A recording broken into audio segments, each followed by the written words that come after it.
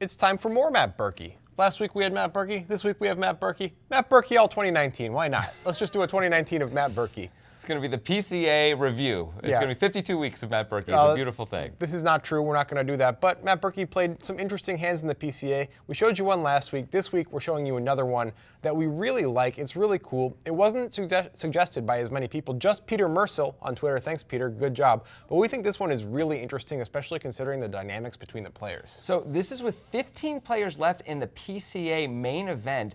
There's a lot of money potentially on the line here. They've all locked up a reasonable amount of money so far, something like $70,000. But there's well over $1 million to be won. That's what you should be playing for sure. And Berkey's going to go up against a player, Pavel Vexler, who has a similar size stack and maybe a crazier way of playing than even Berkey does. Yeah, so he seems like, pretty awesome. Based on this hand alone, Vexler has got some moves in him, I would say. He's got some Dwan-level moves in him, it seems like.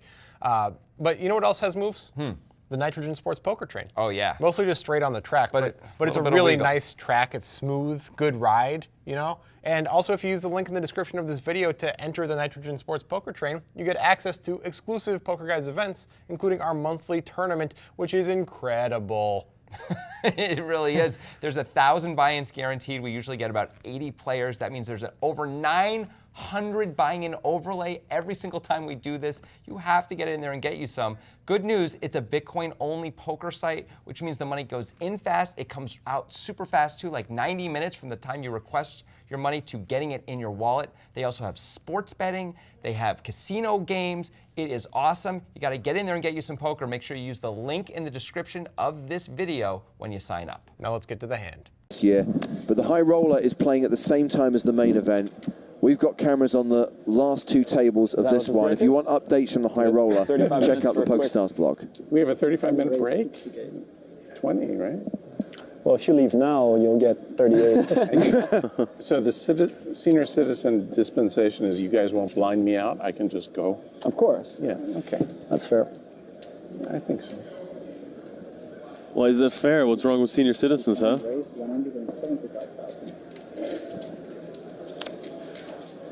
Vexler opened under the gun, got 3-bet by Berkey. I think these are incredible hands to use against under the gun opens, because King 10 doesn't necessarily play well if you flat call, but it blocks so many strong hands. And if they do call your re-raise, you actually have a pretty nice hand to play flop with. Plus, you have initiative.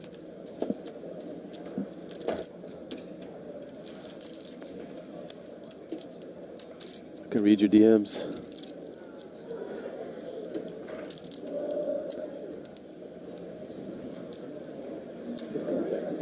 So he's taking a picture of Pavel Vexler for posterity.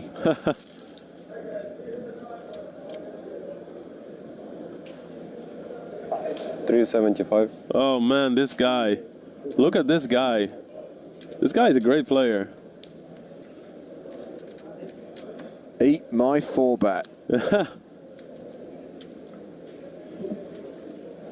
I mean, we've seen Vexler do. We've seen him flat call with aces from the small blind to when Maria Ho was short stacked. He played that hand very smart, got a massive payout out of that.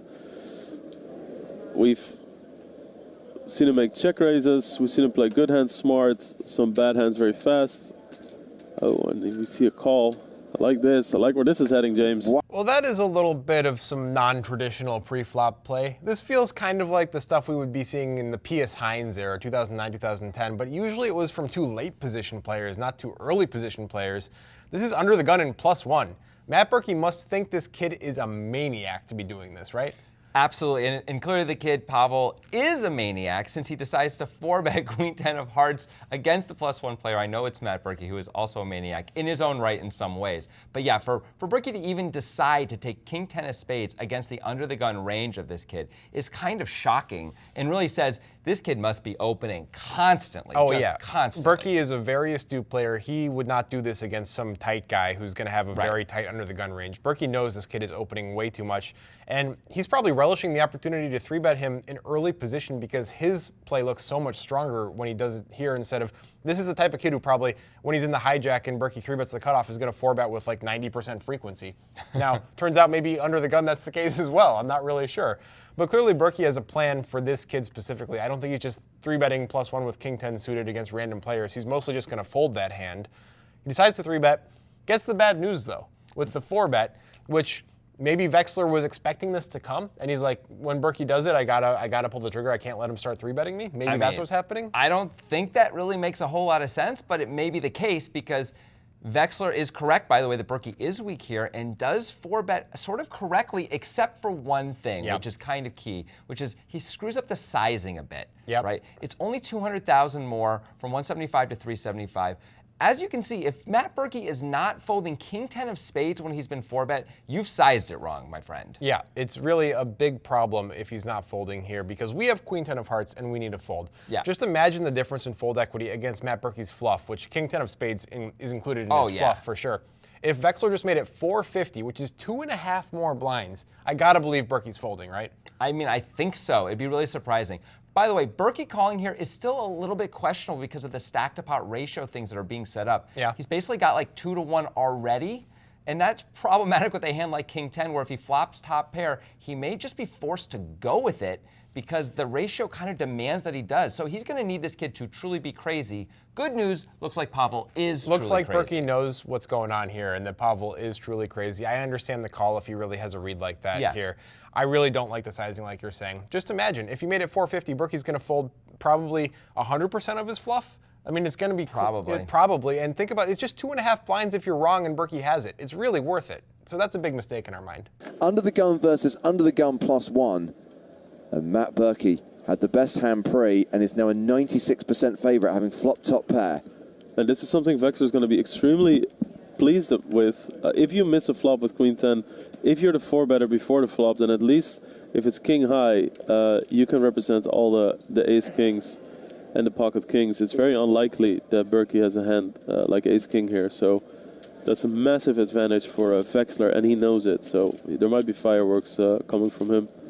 We've already got 825,000 in the middle, and Vexler announces his bet. 250,000.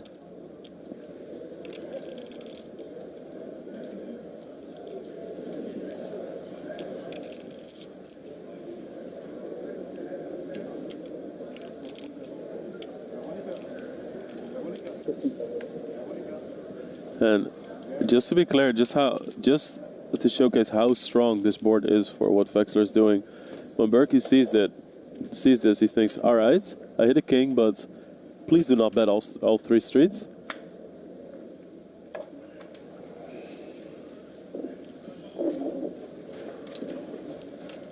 Nine of spades on the turn. So Vexler, the effective stack here, and does not have pot behind.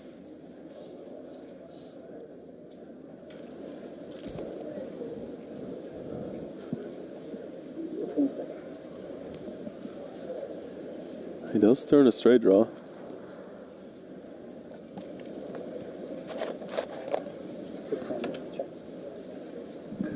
He elects to check.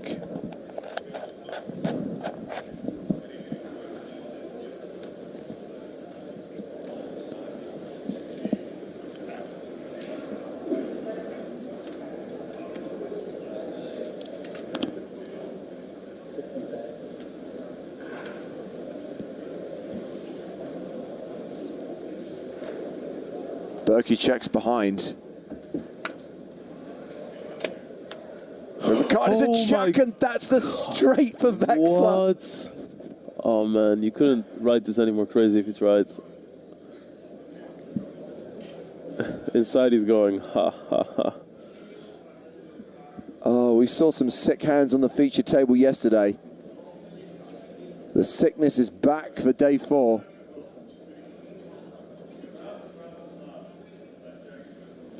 Wow. Wow, wow, wow. 900K. 900,000. Most of his stack. most of Berkey's remaining chips. I would not want to be Matt Berkey right now.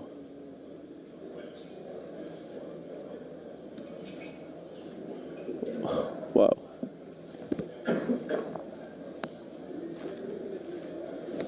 What a hand.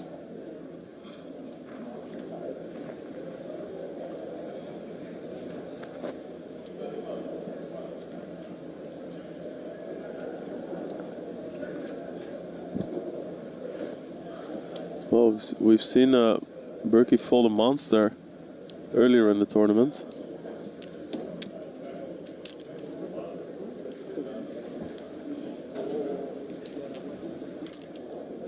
Yeah, if he can fold a full house, he can fold a pair.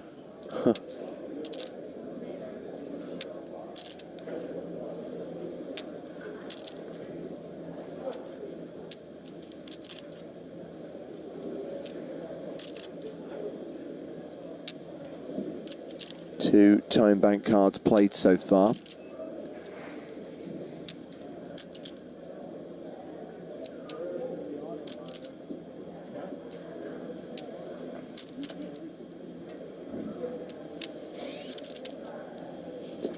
That's a He makes call. the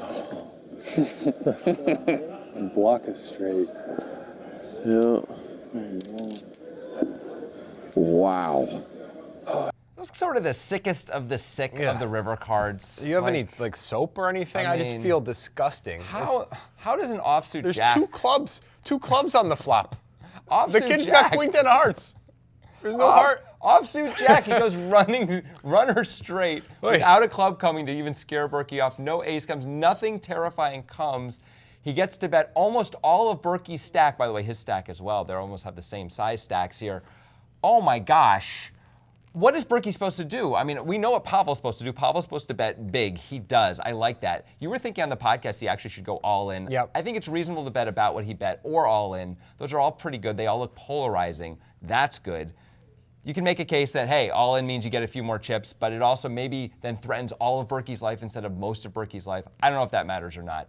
But what does matter is Berkey is now in this terrible spot with top pair against a psycho who happens to have the nuts. Well, let's go back to the flop and talk about this chronologically, as we like to do here. So the flop is pretty standard. There are two clubs, but Berkey's never raising top pair here. Pavel's always c-betting this flop. It's a good c-bet. I really like the sizing, 250 into 850. Yes. That's really nice. It's going to get rid of all of Berkey's hands that completely miss here. It's great.